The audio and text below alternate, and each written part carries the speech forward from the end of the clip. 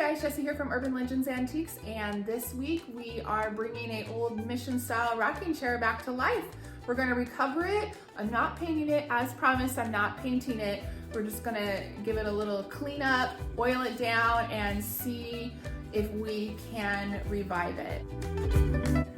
Here's the chair, how we picked it up. It looks like a Stickley Brothers, but I'm not sure. We're gonna try and verify that. It's a really nice chair. It's got good bones on it, and we're excited to work on it. We are not gonna paint this chair. We're just going to try to bring it back to life with some oil. So I did not wash it originally. I just started to oil it down. The wood was so dry that I was concerned that if I used any type of soap and water, the water would get into the wood and warp it or crack it. So the first cleaning is with lemon oil, and I'm just doing a quick wipe down of the whole piece to try and get all of the dust and dirt and grime off, and then I want to see where we're at.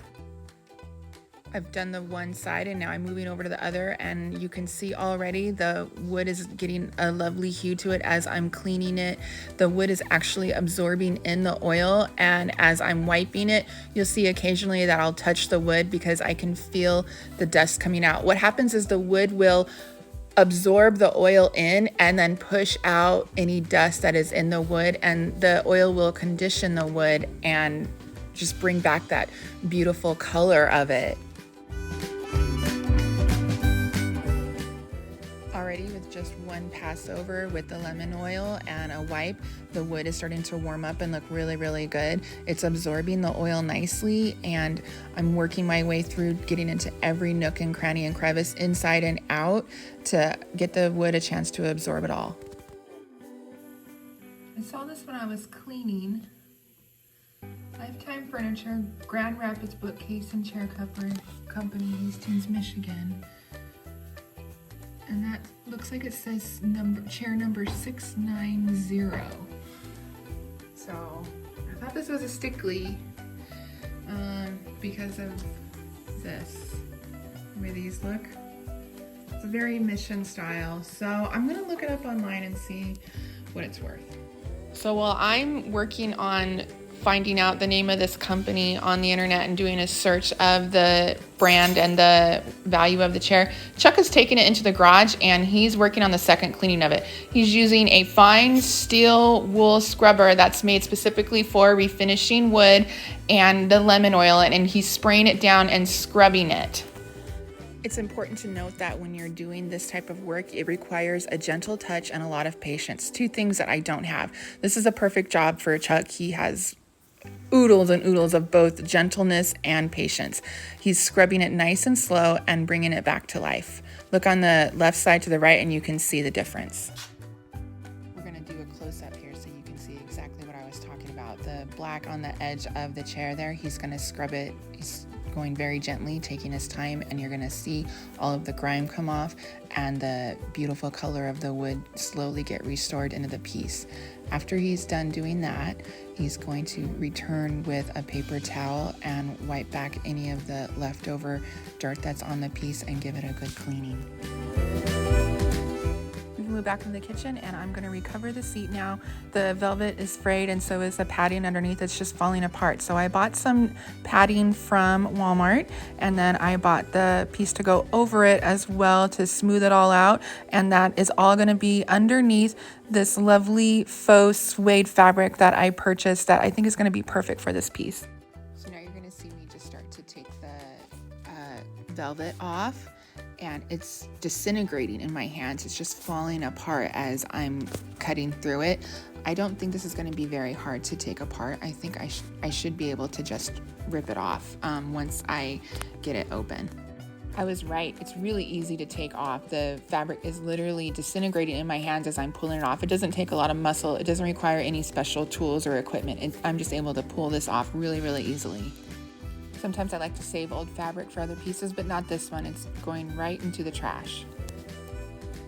Now I'm going to inspect this, and it looks like the horsehair underneath is still in really good condition, so I'm just going to take off this top layer of padding, and again, it's just coming off really easily. It's falling apart in my hands. Look at that. I don't have to do anything. It's just coming off. You can find me on Facebook, Instagram, and TikTok now at Urban Legends Antiques. And you can see my nosy little dog over there. Hey, Sophia. The price of this padding for 2 yards was $13.94. Now I'm just going to put it onto my piece. I always try to measure twice and cut once, so that's what I did. I was measuring to make sure that I could safely tuck all of the padding around to the bottom for when I staple it, and now I'm cutting it off, and I'm going to add on another piece to the top just for a little extra padding for comfort. Now I'm just measuring and cutting that extra piece that I had talked about that I wanted to put just on the top of it. I don't want to have a lot of bulk on the sides because when I fold it over, it's going to be harder to like staple and fold and pleat the edges. So just a little bit extra on the top, just a little extra cushion for comfort for when you sit on the chair.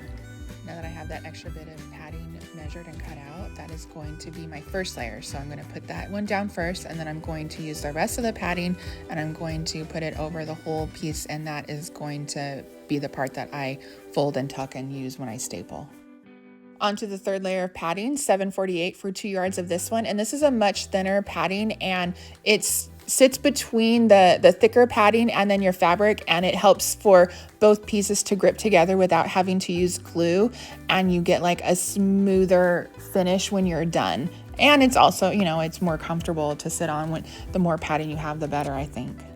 Here we go with the third layer, measured and ready to be stapled, my favorite part. Now we're moving on to fabric. I'm just checking to make sure that I have enough on each side to fold and tuck and staple at the end.